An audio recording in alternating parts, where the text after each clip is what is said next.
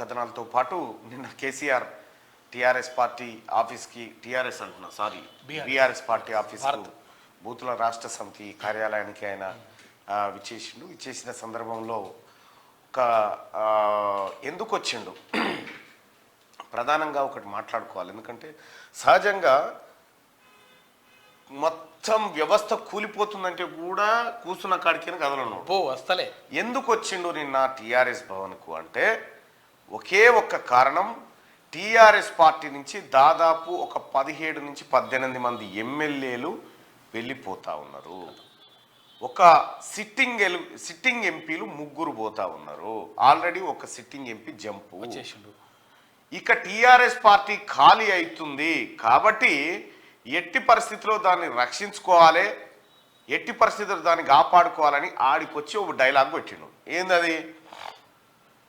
నన్ను టచ్ చేయలేవు రేవంత్ రెడ్డి గారు అని చెప్పాను.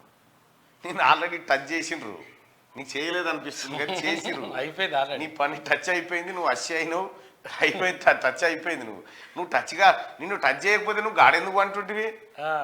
ఆల్రెడీ నువ్వు ఏది దొరికిపోయినావు, అలా తోతిరి చేస్తున్నాను, టచ్ చేయలేదు, నన్ను ఏం చేయి, ఇంకేం చేయమంటావు? గీత కంటే ఎక్కువ పోయి పన్నావు కదా ఫామ్ హౌస్లో. కాబట్టి ఇంకా భ్రమలలో ఉండి వాళ్ళని మభ్య పెడతా, మా వాళ్ళకి ఏదో ధైర్యం చెప్తా, వాళ్ళని కాపాడుకుంటా, మళ్ళీ మాయమాటలు చెప్పాడు. ఎవడు ఉండడు నీ పక్క పోయి. అయిపోయింది, అది ముగిసిన అధ్యాయం.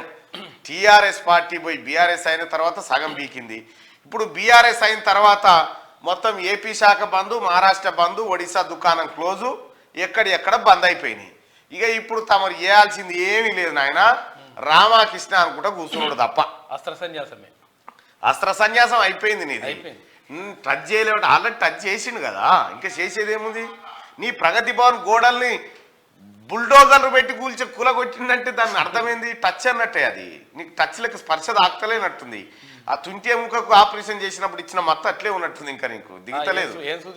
ఏం సూదిచ్చి ఇంకా దిగుతలేదు నీకు, ఆడికి రావాలి నువ్వు.